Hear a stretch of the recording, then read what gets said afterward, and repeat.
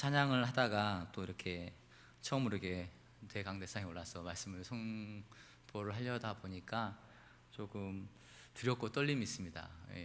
이 말씀처럼 두렵고 떨림이 있지만 담대하게 하나님 말씀만이 선포되기를 소원하면서 이 자리에 서 있습니다. 요즘에 그 TV를 좀 보면은 항상 그 탑 뉴스는 확고부동하게 IS 뉴스로 항상 이렇게 장식이 되어 있습니다. 어떤 뉴스를 보든지 간에 오늘은 IS가 어디에서 또 오늘은 어디에서 이렇게 테러를 일으켰다고 항상 하면서 유럽이 굉장히 초긴장과 불안 속에 쌓여있다는 그런 뉴스가 꼭 탑 기사에 1, 2면을 장식하고 있습니다. 지난주에는 일주일 간격을 두고 여러분들 다 아시다시피 프랑스 테러와 또 말리 테러가 연속해서 이어지고 있고, 계속해서 또 뭐 벨기에에서는 전철이라든지 모든 대중교통수단이 이제 정지가 되면서 사람이 모이는 곳에 함부로 가지 마라, 언제 어디서 어떻게 그 외로운 늑대라고 하는 어떤 그런 점조지가 된 테러 조직이 테러를 일으킬지 모르니까라는 어떤 긴장 속에 살아가고 있습니다. 저는 이제 그 뉴스를 보면서 드는 생각이, IS라는 것이 이슬람이지 않습니까? 이슬람 국가의 이제 약자를 IS라 그러는데요. 이슬람이 과연 어떠한 종교이길래, 그리고 자살폭탄 테러라는 것은 참 어떻게 보면 자기 생명을 거는 거지 않습니까? 여러분도 뉴스를 통해서 보셨듯이 자기 겉옷 속에 폭탄 벨트를 딱 차고 사람이 많은 곳에 가가지고 그 폭탄의 버튼을 누르게 되면 자기 몸에 있는 이 폭탄 벨트가 터지면서 자기 몸은 뭐 당연히 산산조각 날 것은 두말할 필요가 없을 것입니다. 근데 그런 IS에서 자살폭탄 테러로 이렇게 나름대로 그 안에서는 헌신된 사람이라고 할 수 있겠죠. 그렇게 이렇게 자기의 목숨을 내가면서까지 그렇게 그렇게 좀 무장된 전사가 한두 명이 아니라는 겁니다. IS의 이런 자살폭탄 테러가 되기 전까지 자살 통해서 할 수 있는 익숙했던 어떤 단어가 있다면 우리나라에서는 가미가제, 아시죠? 나이 드신 분들은 또 우리 일본이 가미가제 그 특공대가 있어서 전투기에 타고 전투를 하다가 전투기가 격추가 되면 그냥 죽는 게 아니라 이 전투기 끝까지 몰고 와서 항공모함과 군함에 충돌을 해가지고 자기의 생명을 불사르면서까지 어떻게든지 일왕 이런 식으로 해서 일왕을 위해서 그렇게 목숨을 바쳤던 가미가제 특공대, 그런 이야기 이후에 굉장히 이런 또 자살 특공대, 자살 폭탄 테러라는 이야기는 좀 생소하게 들어보는 단어입니다. 그런데 이제 제가 왜 이야기를 좀 소두에 하고 있냐면, 아까 말씀했던 것처럼 과연 이슬람이라는 종교가 어떠한 종교이길래 자기의 목숨을 내 바쳐가면서까지 저렇게 순교하는 건가? 그들의 입장에서는 이건 순교입니다. 그렇죠? 이슬람에서는 이슬람에 대해서 이제 신학대학원에서 조금 이제 다른 어떤 종파에 대해서 공부를 해봤지만은 이번에 조금 더 깊이 있게 조금 알아보고 싶어서 어떤 이슬람에 대해서 조금 공부를 조금 더 해봤는데, 이슬람은 이제 상식적으로 좀 알아두셨으면 하는 지식적인 이야기를 잠깐 드리겠습니다. IS는 우리가 쉽게 말해서 10계명, 우리가 하나님 나 외에 다른 신을 믿지 말라부터 시작해서 10개 병이 있고 하나님 우리 가르쳐 주신 그런 계명이 있듯이 이슬람에게도 그 구원을 얻는 데 있어서의 계명이 있습니다. 그 5가지 의무와 6가지 믿음이라 그러는데요. 5가지의 의무가 뭐냐면, 하나님만이, 그러니까 좀 애매한 거는 그들이 말하는 신은 알라신입니다. 알라신, 알라는 위대하다 그렇게 얘기한다 그러죠. 근데 그 알라신은 꼭 이렇게 표현을 해야 될지 모르겠지만 우리가 말하는 하나님과 사실은 비슷한 선상에 있는 신입니다. 어떻게 보면 우리는 하나님이라고 그러는 거고 이슬람은 하나님은 알라신이라고 하는 건데요. 그 알라신만이 유일한 하나님이다 라는 어떤 그런 고백과 또 예배를 드립니다. 하루에 5번 예배, 아침, 점심과 그 저녁 사이에, 저녁 또 잠자기 전, 이렇게 하루에 한 10분 정도 되는 예배를 5번 드리게 됩니다. 그리고 라마단이라고 해서 단식을 꼭 해야 됩니다. 9월에 한 달 동안 해가 떠 있을 동안은 단식을 해가지고 거기서 그 모아진 돈을 가지고 이제 어려운 이웃들을 돕는 좀 좋은 계명이 되겠죠, 어떻게 보면. 그리고 희사, 우리가 쉽게 말해서 11조처럼 그 사람들도 나름대로 그들의 순수익에 대한 2.5%를 기부하게 되어 있습니다. 희사를 해야 되고요. 그 다음에 평생에 한번 성지순례를 반드시 가야 됩니다. 그래서 그런 의무가 5가지 의무가 있는데, 거기 하나 플러스 원이 된 게 뭐냐면 지하드입니다. 지하드가 뭐냐면 여러분들 아시죠? 지하디스트 해가지고 말 그대로 성전입니다. 성전. 지하드, 말이 어려운데 우리말로 해석하자면 이슬람을 위협하는 그런 어떠한 세력에 대해서 이슬람을 지키기 위해서 싸우는 전쟁, 그 전쟁이 지하드라는 겁니다. 지하드. 그 지하드가 플러스 원이 된 하나의 또 6번째 의무라고도 지금 이렇게 나름대로 거기에서 묵인화된 어떤 계명처럼 되어 있습니다. 그래서 여러분들 그 이슬람 무장 세력의 무장 세력이 그 지하드를 가지고 이제 자기 목숨을 거는 거예요. 그러면은 사람들은 그러면 왜 저 지하드에 자기 목숨을 걸어가면서까지 저렇게 성전에 임하는 건가 보면은 좀 재미있는 쿨하네. 이게 그들은 이렇게 믿고 있다고 합니다. 쉽게 말해서 성전을 통해서 자기가 순교를 하게 되면 하늘나라에서 어마어마한 보상이 있다는 거예요. 뭐 우리도 그렇지 않습니까? 기독교 안에서 우리가 하나님을 증거하다가 어떤 이슬람의 어떤 사람들한테 핍박받아가지고 선교사님이 돌아가시게 되면 우리가 저 땅에 올라가게 된 수많은 면류관이 있지만 그 중에서도 하나님께 생명을 건 어떤 그런 순교의 그런 순교자들에 대한 그런 순교의 면류관이 제일 크다고 사실은 우리들끼리 서로 이야기도 하고 막 그러는데요. 마치 그들도 지하들을 통해서 그렇게 해서 그들이 말하는 그 하늘나라 천국을 갔을 때 최고의 상이 있다고 합니다. 70명의 여인을 거느릴 수 있는 그런 혜택을 주고 이 땅에서 누리지 못했던 모든 쾌락을 거기서 다 누릴 수 있는 그런 특혜가 주어지고, 그리고 이슬람은 좀 재미있는 게 이슬람은 알라신을 믿고 이렇게 계명을 열심히 하게 되면 다 천국을 가는 게 아니라 지옥을 먼저 가게 됩니다. 그들의 교리는 지옥을 먼저 갔다가 지옥에서 자기가 이 땅에서 조금 악한 일을 한 것을 다 이렇게 어떻게 보면 불교에서 연옥 개념처럼 자기 지은 것들을 다 이렇게 고통을 받고 그러고 나서 이제 낙원으로 가는 개념인데, 이 지하드 성전에 참여한 사람들은 지옥을 그냥 패스를 해줍니다. 그렇기 때문에 그들한테 있어서의 자살폭탄 테러라는 것은 굉장히 매력적인 것입니다. 왜? 한번 죽으면 죽음의 고통은 두렵지만 한번 이렇게 죽게 되면 이 땅에서 누리지 못했던 엄청난 모든 쾌락, 그 다음에 뭐 여자들한테는 해당되는 연대님이 없겠지만 남자들한테는 70명의 여자들을, 아름다운 여자들을 거느리고 있고, 그리고 누구나 다 거쳐가야 되는 그 지옥의 고통을 면해준다는 겁니다. 이게 어마어마한 매력이 있는 겁니다. 그래서 자살폭탄 테러로 자기가 내 목숨을 죽는 거에 대해서 전혀 거기에서 아까워하지 않습니다. 그래서 수많은 이슬람의 전사들이 여기에 심지어 또 여자들까지도, 아이들까지도 자살폭탄을, 이 벨트를 허리에 두툼하게 이렇게 차고 거기서 과감하게 단추를 누르는 그런 모습을 볼 수가 있습니다. 제가 이제 너무 서론을 좀 거창하게 이야기했는데요. 제가 이제 꼼꼼하게 그 이슬람에 대해서 이렇게 교리를 공부를 해보면서 연구를 해보면서 드는 생각이 뭐 여러 가지 생각이 들었습니다. 첫째는 어떤 생각도 들었냐면 제 자신을 좀 반성하는 모습도 좀 있었습니다. 왜냐하면 참 이게 물론 제대로 된 신앙은 아니지만 이게 어떻게 보면은 유사 기독교라고도 할 수 있어요. 유사 기독교. 왜냐하면 이들은 구약 성경도 인정하고 신약 성경도 인정하거든요. 그런데 그들이 인정하는 성경은 구약과 신약과 쿠란입니다. 그런데 가장 경전에서 가장 크게 인정하는 게 쿠란이에요. 구약과 우리가 인정하는 구약과 신약은 경전으로서 인정을 하지만 약간 왜곡됐다. 그래서 왜곡된 거고, 정말로 무결한 무흠한 경전은 마호메트가 이렇게 계시를 받아가지고 적었던 쿠란이라는 경전입니다. 그런데 어찌됐든 간에 그들의 그 신앙의 열심을 보게 되면, 여러분들 혹시 주변에 이렇게 우리 특히 안산이나 시아 같은 경우는 공단이 많기 때문에 이슬람을 좀 믿는 우리 근로자들이 많습니다. 근데 그분들 보십시오. 아까 제가 하루 5번 예배 드린다 그죠?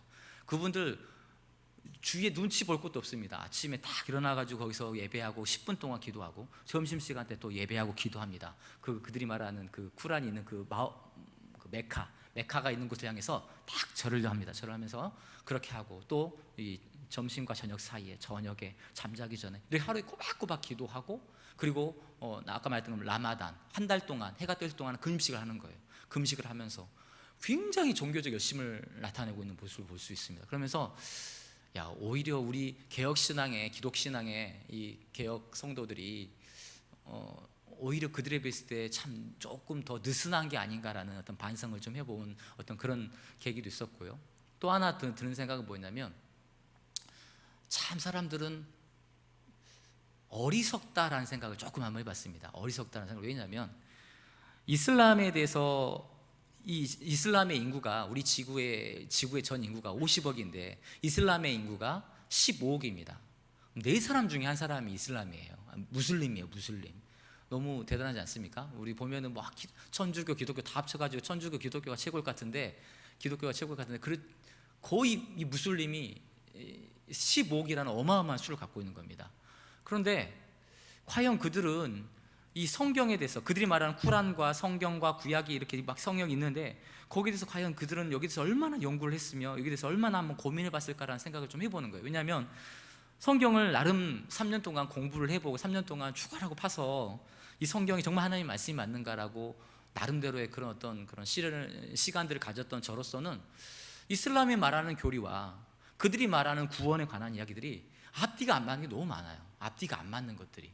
예를 들어서 단적으로 말하자면, 그들이 말하는, 이제 제가 오늘 설교의 제목을 구원의 확신이라고 들었는데요, 이슬람에서 말하는 구원론이 여러 가지 방법이 있습니다. 그 중에 하나가, 첫째, 선한 행실을 통해서 구원을 받습니다. 뭐냐면 그 사람이 착한 일을 얼마나 많이 했나, 악한 일을 많이 했나, 저울을 답니다. 저울을. 그래서 착한 일 쪽으로 저울이 딱 기울으면 이 사람은 구원을 얻는 거예요. 근데 악한 일 쪽으로 가면 이 사람은 지옥 가는 거예요. 그러니까 선한 행실을 통해서, 곧 이슬람은 자기 구원이에요. 자기가 구원을 만들어내는 거예요. 자기의 노력으로, 마치 불교처럼, 불교도 마찬가지지 않습니까? 불교도 모든 사람 가운데 모든 사람이 미륵이에요. 모든 사람 안에 부처가 있는 거예요. 근데 거기서 자기 참선을 통해, 도를 통해서 깨달게 되면 다 부처가 되는 거예요. 그렇기 때문에 스님들이 절에 가서 막 각종 참선, 각종 수양을 하는 거예요. 도를 깨치기 위해서. 근데 마치 이슬람도 마찬가지예요. 자기 노력에 의해서 구원을 얻어내는 어떤 방법이 있는데, 두 번째 방법이 또 있습니다. 뭐냐? 알라의 자비를 통해서 또 주어진다라고 또 되어 있거든요. 그러니까 첫 번째 구원을 받는 방법과 두 번째 구원을 얻는 방법 자체가 벌써부터 조금 이게 좀 모순이 되는 게 있어요. 왜냐? 첫 번째는 선한 행실로만 구원을 얻는다고 가르쳤는데, 또 두 번째 그 구원에 보면은 알라의 자비를 통해서 구진다. 그리고 뭐 세 번째, 네 번째, 다섯 번째가 여러 가지가 있습니다. 있는데 이런 것들이 조금 더 제가 이렇게 한번 좀 이 시간에 뭐 이슬람의 구원을 나누는 시간이 아니기 때문에 연구를 하다 보면 느꼈던 것이, 참 이렇게 앞뒤가 안 맞고 뭔가가 많이 결점투성이고, 그리고 또 이런 고민도 해보는 거예요. 뭐냐? 과연 마호메트가 이슬람을 창시한 지가 AD 서기 600년경인데, 그럼 그 전까지는, 예수님은 우리 이제 BC 4정도경에 태어나셨거든요. 그러면 그 전까지는 마호메트가 딱 태어나가지고 이슬람이라는 어떤 그런 종교를 만들기 전까지는 과연 그들은 어떤 방법으로 구원을 얻었을까? 마호메트는 태어나지도 않았고, 그들이 말하는 알라 신도 모를 것이고, 뭐 이런 것도 모를 텐데, 여러 가지 교리적으로 문제가 많습니다. 그리고 또 재밌는 것 중에 하나는, 이 마호메트가 그 태생이, 그 가족이 기독교 집안이에요. 그러니까 그 전까지는 유대교, 그리스도교가 그쪽 사우디아라비아 쪽에 팽배해 있었기 때문에, 다신교에 팽배해 있었기 때문에 그런 상황입니다. 그래서 제가 유사 기독교라고 이야기를 말씀을 드렸는데요. 간단하게 이제 제가 지금 굉장히 이제 이렇게 뭐 여러 가지 이야기를 했는데, 한마디로 말하면 이슬람에 대해서 이번 주에 한번 이렇게 연구를 통해서 조금 이렇게 이슬람에 대해서 묵상을 해봤는데, 들었던 생각이, 이슬람의 그들의 신앙의 모습을 보면서, 열심을 보면서 제 자신 앞에 조금 나도 그들 앞에 있어서 신앙적으로 너무 좀 나태한 것이 아니었나 하는 어떤 반성과, 둘째는 내가 그들은 과연 그들의 그 신앙에 대해서, 그들의 구원관에서 뭔가 한번 고민을 해봤을까? 조금만 좀 공부를 해보고 말씀하고 쿠란하고 비교보면 얼마나 많은, 이렇게 수많은 모순거리가 발견이 되는데, 거기에 대해서 그들은 아무 생각이 없는 걸까? 그냥 아버지 어머니가 무슬림이니까 그냥 알라 신이 있어, 알라 신을 믿어야 돼, 알라 신을 통해서만은 우리는 구원 얻을 수 있는 거야, 그냥 우리는 무슬림 가족이야, 묻지도 말고 따지도 말고 그냥 무슬림이야 해서 그냥 무슬림이 되는 거지, 너무 답답하고 안타까운 마음이 있었습니다.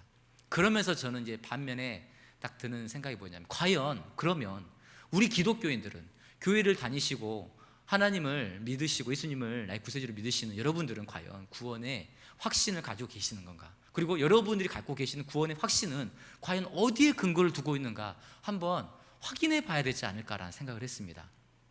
제가 신학을 하게 되면서 수년 전에 신학을 하게 됐는데, 그 신학을 하게 된 계기가 뭐였냐면, 제가 신학을 하기 전에는 지금처럼 막 찬양 사역을 했었어요. 홀리가든이라는 찬양팀에 들어가가지고 막 찬양 사역도 하면서 CCM 앨범 사역도 하면서 막 뭐라고 하냐면, 하나님은 정말 진정 하나님이시고 예수님은 우리의 구세주님, 막 그렇게 선포했던 사람이에요.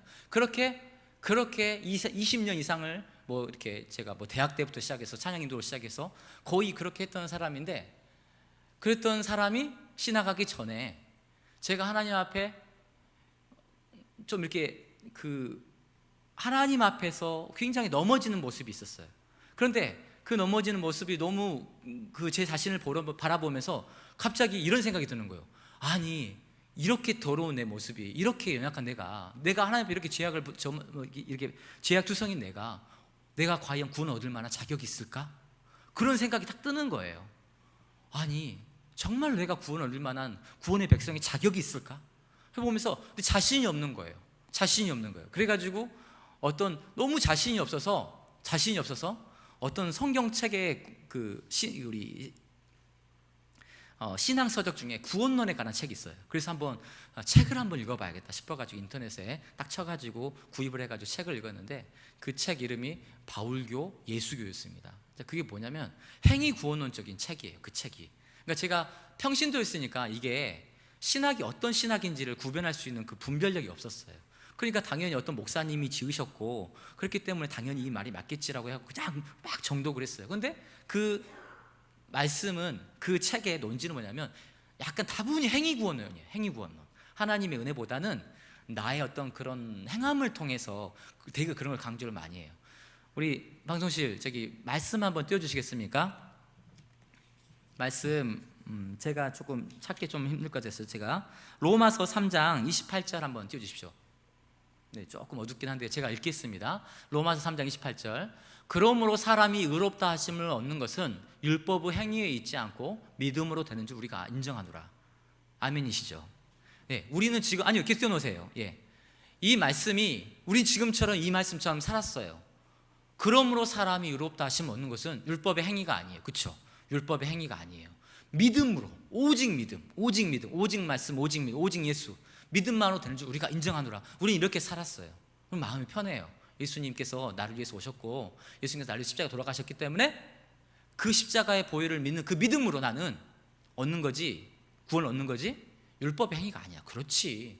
그런데 다음 말씀을 좀 펴주시겠습니까? 야고보서 2장 14절 말씀입니다. 좀 뒤에 쭉 있는데 여기만 읽겠습니다. 내 형제들아, 만일 사람이 믿음이 있노라 하고 행함이 없으면 무슨 유익이 있으리요? 그 믿음이 능히 너희를 구원하겠느냐? 계속 띄워놓으십시오. 다시 한번 읽겠습니다. 내 형제들아, 만일 사람이 믿음이 있노라 하고 행함이 없으면 무슨 유익이 있으리요? 그 믿음이 너희를 능히 구원하겠느냐? 조금 내려가게 되면 이런 말이 있죠. 행함 없는 믿음은 죽은 믿음이다. 이런 말씀을 보면 헷갈리기 시작합니다. 아니, 똑같은 성경 말씀인데 로마서 말씀은 오직 믿음인데 왜 야고보서 말씀은 행함이 없어? 그러면 그 믿음이 어떻게 너를 구원해? 행함이 없는 믿음이야? 그건 죽은 믿음이야 라고 얘기를 하고 있습니다. 이 야고보서만 있는 게 아닙니다. 마태복음에 보게 되면 여러분은 많이 아시는 말씀이 있죠. 나더러 주여 주여 하는 자마다 다 천국 갈 것이 아니요 오직 주 뜻대로 행하는 자만이 천국 갈 것이라, 그 말씀 있지 않습니까? 이런 말 설교 많이 들어보셨죠? 나더러 주여 주여 하는 자가 어떤 자입니까? 믿음이 있는 자 아닙니까? 믿음이 있으니까 주여 주여 하는 거 아닌가요? 그 믿음 가지고 병도 고치는 거고 귀신도 쫓는 거고, 그렇죠? 그런데 하나님께서 뒤에 뭐라고 하냐면 나는 너를 도무지 알지 못하겠노라 하고, 그런 너무나도 황당한 이야기가 펼쳐지는 그 마태복음의 말씀도 있습니다. 그러면 지금 이제 굉장히 많이 헷갈리는 거예요. 아니, 그러면 도대체 저 전도사가 지금 무슨 말을 하고 싶은 거야? 믿음이라는 거야, 행함이라는 거야? 믿음이야, 행함이야, 믿음이야, 행함이야? 고민을 많이 해보게 됩니다. 근데 이제 저도 이 고민 때문에 사실 신학을 했다고 봐도 돼요. 이런 고민 때문에. 거기에 대해서 이게 참 재밌는 거는 감리교, 웨슬리, 우리 보면 이게 보면 감리교가 많이 있지 않습니까? 감리교는 약간 지금 야고보서 2장 14절 말씀을 조금 더 중심에 둡니다. 근데 우리 같은 장로교는 처음에 읽었던 로마서 3장 28절 믿음에 조금 포인트를 좀 둡니다. 그러다 보니까 감리교를 가게 되면은 행함이 좀 있어야 될 것 같고, 장로교를 가게 되면은 행함보다 믿음이지, 그치, 믿음이지, 이런 마음이 좀 그래, 나 믿음이 있으니까 좀 마음이 편해져. 왜? 행함이 조금 부족해도 믿음인 것 같아 라고 해서 왔다 갔다 하거든요. 그런데 이제 결론을 좀 지어야 될 것 같아요. 제가 이 고민을 한 1년 반 했어요. 신학 공부를 하면서. 그래서 제가 거기에 대해서 결론을 내린 것이 2학년 1학기 때였습니다. 신학대학원 2학년 1학기 때 어떤 결론을 내렸냐면, 여러분도 다 알고 계실 거예요. 그런데 제가 그냥 노파심에서 하는 이야기입니다. 결론은 둘 다 맞습니다. 둘 다 맞습니다. 하나님께 구원을 얻는 것은 절대적으로 믿음입니다. 믿음 없이는 될 수가 없어요. 믿음 없이는 될 수가 없어요. 그런데 하나님께서는 이제 확인하고 싶어 하세요. 천국 백성들이 다 올라왔어요. 천국 문 앞에서 하나님께서 말씀하시는 거예요. 자, 너가 예수 그리스도의 보혈로 너가 정함을 받았고 속죄함을 받았다는 그 믿음이 있느냐? 예수님이 너의 구세주라는 믿음이 있냐? 물어보시죠. 그러면 사람들이 다 그래, 하나님, 저는 그 믿음이 있어요. 예수님이 바로 나를 위해서, 어느 누가 아닌 바로 나를 위해서 십자가에 돌아가셨고, 하나님의 아들이 십자가 인간의 몸을 입고 오셔서 다른 누가 아닌 바로 나를 위해서 십자가에 돌아가신 것을 저는 믿습니다. 그 믿음이 저를 구원하고 믿습니다라고 딱 고백을 합니다. 그런데 하나님께서는 한 가지 조금 이렇게 천부적인 말씀을 하나 질문을 더 하세요. 그래? 그러면 그 믿음이 있는 것 같다. 그래, 믿음이 있는 것 같은데 혹시 그 믿음을 나에게 조금 믿음의 증거를 보여줄 수 있니? 좀 믿음을 좀 보여줄 수 있느니? 라고 물어보실 것 같아요. 뭐냐면, 사람이 믿음이, 지금 야고보서 2장 14절을 계속 띄워놓고 있는데요, 믿음이 있노라 하면서 행함이 없으면 그게 무슨 유익이 있느냐? 그 믿음이 너희를 구원하겠느냐? 이 말씀은 무슨 뜻이냐면, 행함이 없으면 그 믿음은 말 그대로, 성경 말씀 그대로 죽은 믿음이에요. 뭐냐? 제가 비단 예를 드리겠습니다. 제가 사우나를 갔다 왔어요. 제가 사우나 가는 걸 일주일에 한 번 가는 걸 좀 좋아합니다. 왜냐하면 토요일 날 가서 사우나 하면서 목욕도 하면서 또 나름대로 저는 제 전도사님한테 좀 이상하게 배웠어요. 사우나 가가지고 거기서 막 통성 기도하라고 배워가지고 사우나 가가지고 땀 딱 하면서 거기서 수건 둘러쓰고 기도해요. 하나님, 육신의 때를 벗는 이 자리에 제가 제 마음의 때를 벗고자 합니다. 내일 특별히 주일인데 하면서, 제가 중고등부 때 제 전도사님이 저를 항상 사우나 끌고 가가지고 같이, 우리 전도사님의 특징이 그랬어요. 사우나 가가지고 같이 기도시키는 거. 그래가지고 저도 그게 습관이 돼서 사우나 가가지고 꼭 기도해요. 기도하면서, 하나님, 제 육신의 때를 벗기지만 이 시간에 내 영혼 회개 기도하면서 제가 수건 딱 둘러쓰고서 그냥 중얼중얼 하고 그러는 거예요. 그런데 사우나를 갔다 오면 제가 가끔씩 제 아내가 이제 있을 때 그냥 말하지 않고 제가 그냥 갔다 올 때가 있거든요. 근데 딱 갔다 오면 귀신같이 자라네요. 여보, 사우나 갔다 왔지? 어떻게 알지? 어떻게 알았어? 나 예림이하고 예진한테 말도 안 하고, 예진이 잠자고 있을 때 그 사이 살짝 갔다 왔어도 아직까지 자고 있어가지고, 야, 이거 딱 갔다 왔다고 했는데 귀신같이 알아내는 거예요. 어떻게 알아냈을까요? 얼굴이 아까 우리 목사님께서 말씀하셨던 것처럼 어제 온천역 갔다 오시니까 얼굴이 화사하시면서 얼굴이 빛이 나고 아주 풋풋한 그런 샴푸 냄새와 물기가 채 마르지 않는 머릿결과 그런 모습을 보면은 누가 봐도 저 사람은 지금 사우나를 갔다 왔다는 걸 알잖아요. 저 사람이 믿음이 있다 그래요. 믿음이 있으면 그 사람은 열매가 맺힐 수밖에 없는 거예요. 믿음이라는 것은, 우리가 항상 이야기할 때, 제가 주일학교나 우리 중고등부 애들 가르칠 때는, 우리 목사님도 항상 가르칠 때는 우리가 그렇게 가르치죠. 믿음과 그 열매는 동전의 양면이다 그러잖아요. 동전은 한쪽에 반드시 이순신, 100원짜리면 이순신 장군이 그림이 그려져야 되고, 뒤쪽에는 100이라는 글자가 있어야 돼요. 이게 없으면 위조지폐예요. 앞에 이순신 장군은 있는데 뒤에 봤더니 민자야. 반대로 100자는 있는데 뒤에 민자야. 이거는 어디다 가도 다 위조범이라 그래요. 반드시 진정한 화폐라는 것은 그림이 있으면 숫자가 있어야 돼요. 믿음이 있으면 행함이 있어야 돼요. 믿노라 하면서 행함이 없다고 지금 나와 있어요. 야고보서 2장 14절에. 그건 죽은 믿음이에요. 내가 믿는다 하면서 내가 하나님 앞에 진정한 믿음을 갖고 있다 하지만 그 사람의 모습을 보세요. 그 모습을 보면서 그 사람의 행함이 없어. 그 사람의 열매가 없어. 누가 그걸 인정을 해요? 그가 누구인지. 하나님을 사랑한다 사랑한다라고 그렇게 막 고백하고, 하나님은, 예수님은 나의 구세주입니다, 그렇게 고백하고 진정한 믿음을 갖고 있는 사람이 하나님 앞에, 교회 앞에서 교회를 섬기는 모습, 내가 교회 앞에서 예배를 드리는 모습, 내가 하나님 앞에, 교회 앞에서 헌신하는 모습이 달라질 수밖에 없는 거예요. 그 열매는 달라질 수밖에 없는 거예요. 하나님을 사랑하는 자가 어떻게 예배 시간에 늦어요? 어떻게 하나님을 사랑하는 자가 교회를 섬기고 교회를 헌신하는데 교회에 있어서 그렇게 나태함과 게으름을 피울 수가 있어요? 내 이웃을 사랑하라고 하나님께서 그렇게 말씀하셨죠. 하나님께서 우리에게 마지막으로 올라가시면서 예수님께서 두 가지 말씀으로 모든 계명을 정리하세요. 하나님을 사랑하고 내 이웃을 사랑하라. 그게 바로 지금 여기 말한 행함이에요. 행함. 여러분들께서 믿음이 있다면 그 믿음의 열매가 반드시 나타나야 돼요. 그 열매가 바로 사랑의 열매입니다. 사랑의 열매. 하나님에게, 우리에게 말씀해 주신, 정리해 주신 하나님을 사랑하고 내 이웃을 사랑하라고, 십자가처럼. 하나님을 사랑하는 자가 어떻게 교회를, 믿음의 공동체를 안 섬길 수 있겠어요? 어떻게 헌신하지 않을 수가 있겠습니까? 내 이웃을 사랑하는 자가, 내 이웃을 사랑하는 자가 어떻게 어렵고 힘들어하는 그 이웃을 보고 가만히 있을 수 있겠습니까? 여러분의 삶 한번 돌이켜 보십시오.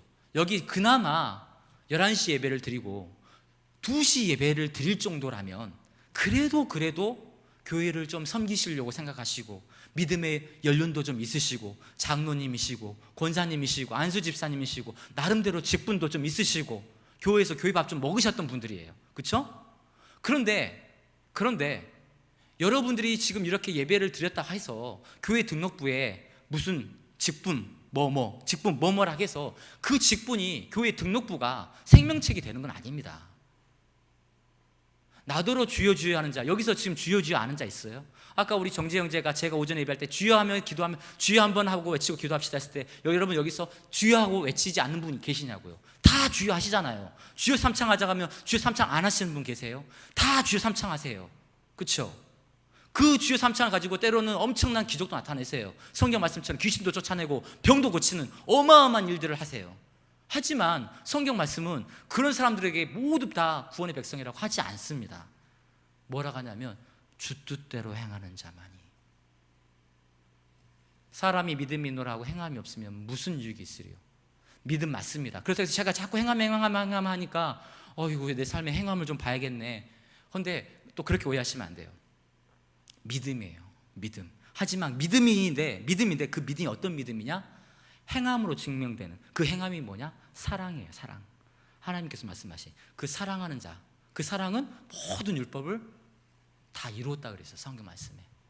십계명부터 시작해가지고 저기 보면 유대인들은요, 십계명을 지키는 것이, 십계명은 둘째치고 이 십계명을 더 잘 지키기 위해서 거기에 또 다른 둘레를 쳤어요. 620 몇 가지라는 율법, 그 수많은 걸 쳤어요. 그게 뭐냐면 그걸 해석하는 게 탈무드예요. 그러니까 쉽게 말해서 예를 하나 들게요. 너희는 안식일을 거룩하게 지키라. 그 말씀을 지켜야 돼요. 그럼 그 말 지키기 위해서 그 사람들이 겉다리로 막 세부 조항을 만들었어요. 쉽게 말해서 안식일 날에 50m 이상은 50m 이상은 뛰어가면 안 된다. 10걸음 이상은 반드시 이런 식으로 만들어 놓은 거예요. 주일날에는 이런 식으로 만들어 가지고 그들이 만들어 놓은 게 10계명이 아니라 600 몇 가지나 돼요. 그런데 그거 다 필요 없고, 예수님께서 성경에서 말씀하시기를 다 필요 없고 그냥 하나님 사랑하고 내 이웃 사랑하면 돼. 그러면 그거 다 이루는 거야. 하나님께서 다시 한번 이제 정리를 하겠습니다. 우리가 구원을 얻는 거, 여러분들 지금 제가 처음에 IS 주면서 이슬람에 그들이 목숨을 바쳐가면서까지 그들이 그 구원을 얻으려고 또 가서 그들이 말하는 막 70명의 여자를 거느리기 위해서 그런 최고의 파라다이스 속에서 그런 삶을 살아가려고 목숨을까지 내딛는 그런 IS의 모습을 보게 되는데 참 너무나도 안타까운 거예요. 왜? 진리가 아닌 것에 목숨을 걸잖아요. 얼마나 안타까워요. 진리가 아닌 것에. 그런데 여러분들, 참 진리라고 여러분들 확신하는 가운데 거하는 이 기독신앙 가운데서, 이 개혁신앙 가운데서 과연 여러분들은 제대로 된 구원의 확신을 갖고 계시냐 이거죠. 믿음이면 돼. 맞아요. 믿음이 맞아요. 다시 한번 말하지만 믿음 맞습니다. 하지만 그 믿음이 뭐냐? 사랑의 열매 맺는 믿음입니다. 사랑의 열매 맺는 믿음. 여러분 삶 속에서, 그러면서 여러분 삶을 지켜보십시오. 과연 내 삶 속에 그런 열매들이 있는가? 교회, 하나님을 사랑하는 그 열매, 교회를 그 세부 조항으로 보면은 우리 교회를 섬기며 교회에 헌신하는 내 열매, 내 이웃을 사랑하는 열매, 내가 교회를 통해 믿음의 공동체를 통해서 어려운 이웃들을 위해서 또 이 세상 가운데 빛과 소금 역할들을 감당하는 그런 이웃사랑의 열매가 과연 나와 우리 교회 가운데 있는 것인가? 그런 걸 한번 따져보세요. 그러면 대충 견적이 나와요. 내가 양인지 염소인지, 내가 알곡인지 가라지인지. 하나만 더 첨부하고 마무리하겠습니다. 제가 고민했던 것 중에 하나가, 제가 결론을 이미 지었지만 그 결론을 짓는 과정에 이런 고민도 하나 있었어요. 뭐냐면 이렇게 행함을 강조를 하니까 그 행함의 그 뭐라 그러죠? 그 정도가 궁금하더라고. 과연 나름대로 이제 그래, 결론 내렸어요. 그래, 행함의 열매가 맺는, 사랑의 열매 맺는 그 믿음을 가지고 내가 이 땅을 열심히 살아가다 보면 그게 바로 믿음의 증거가 되겠지. 그리고 내가 구원의 백성으로 살아가겠지 했는데, 내가 어느 정도의 열매를 맺어야 이게 하나님 인정하시는 믿음이 될까? 그런 고민이 또 생기는 거예요. 어느 정도 행함의 열매. 내가 예를 들어서 평생 제가 만약에 10억을 벌었다 쳐요. 평생을. 그럼 10억 중에서 최소한 한 6억 정도는 다른 사람들을 위해서, 교회를 위해서 바쳐줘야, 이 정도는 바쳐줘야 행함의 열매가 되는 건가? 아니면 한 1,000만 원 정도 바치면 너는 함량 부족이다. 야, 너 좀 행함이 있긴 있었는데, 야, 너 평생 10억 벌었는데 그 1,000만 원 갖고 되겠니? 최소한 야, 11조가 있는데 1억은 되지 않겠니? 막 하면서 함량이 갑자기 궁금해지는 거예요. 과연 하나님은 나한테 함량을 물어보지 않을까? 막 그런 고민을 해봤어요. 근데 거기에 대해서는 답이 없어요.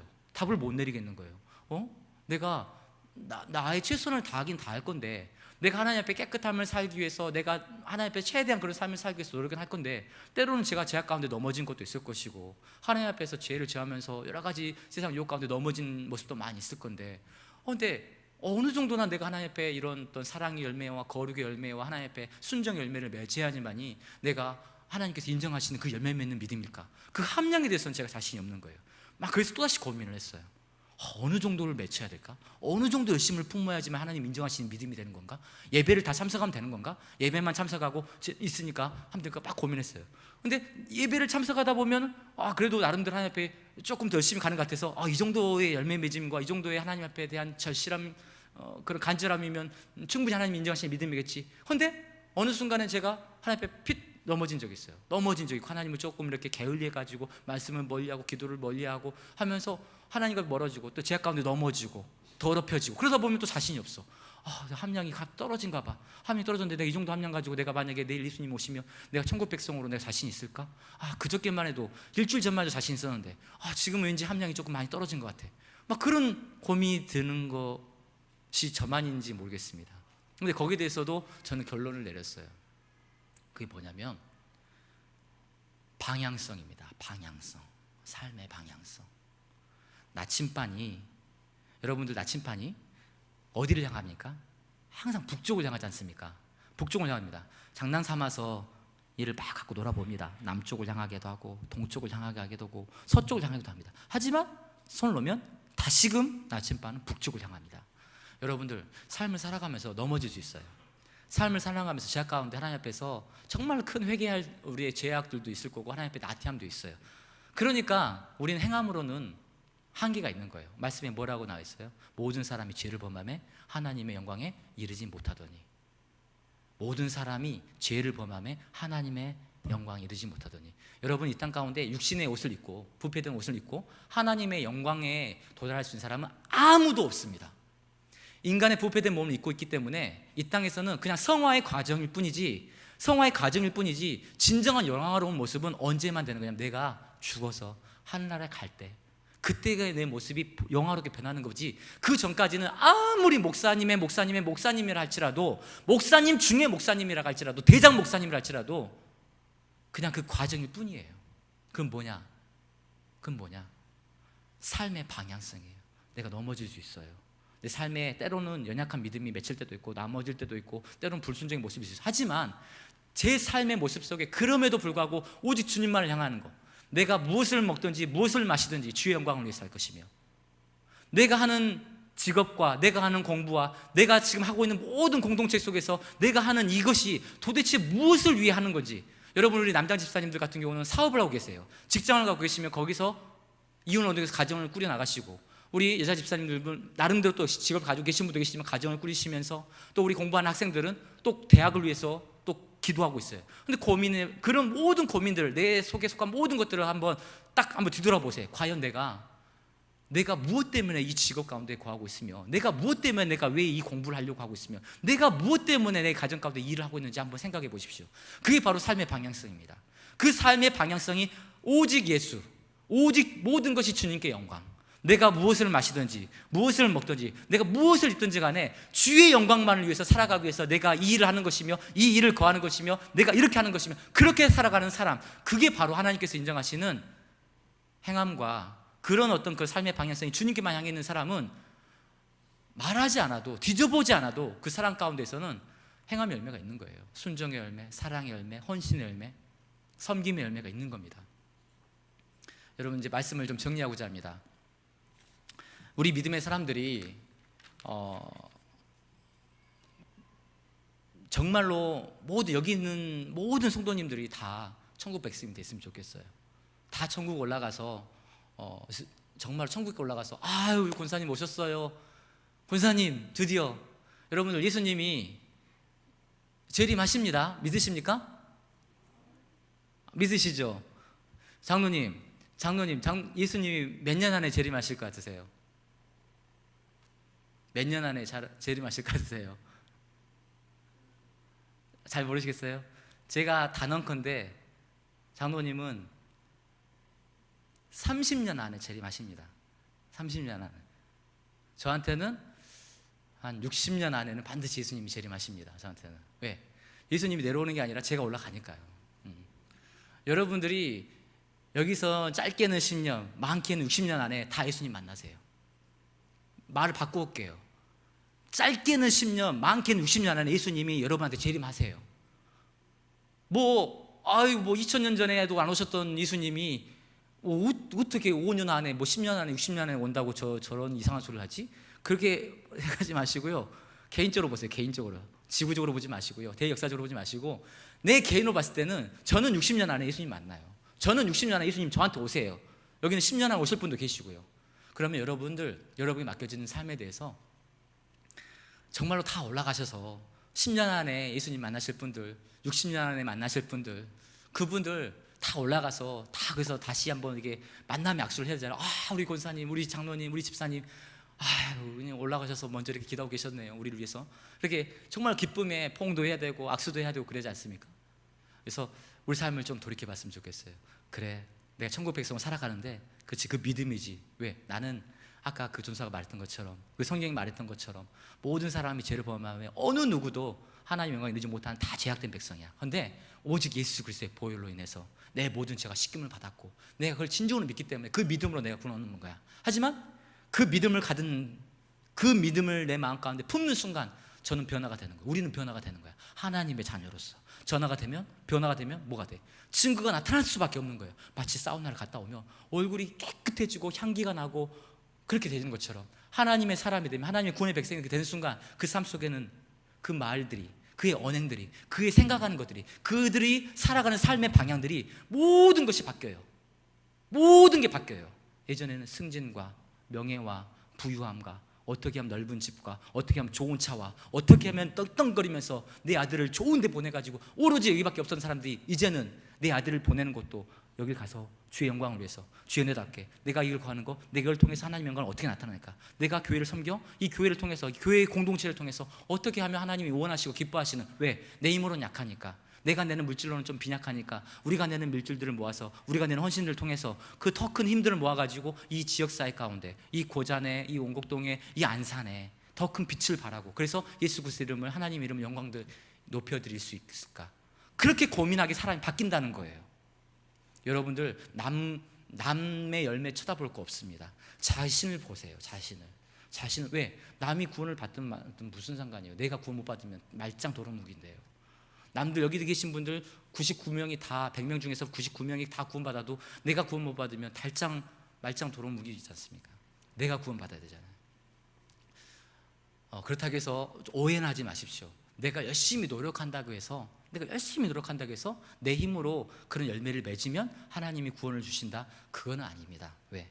하나님께서는 태초에 이미 하나님께서 택하신 백성들을 택하셨어요. 그럼 제가 왜 이야기하느냐? 이미 하나님께서 택하셨는데 뭐하러 전도사는 저런 이야기를 하지?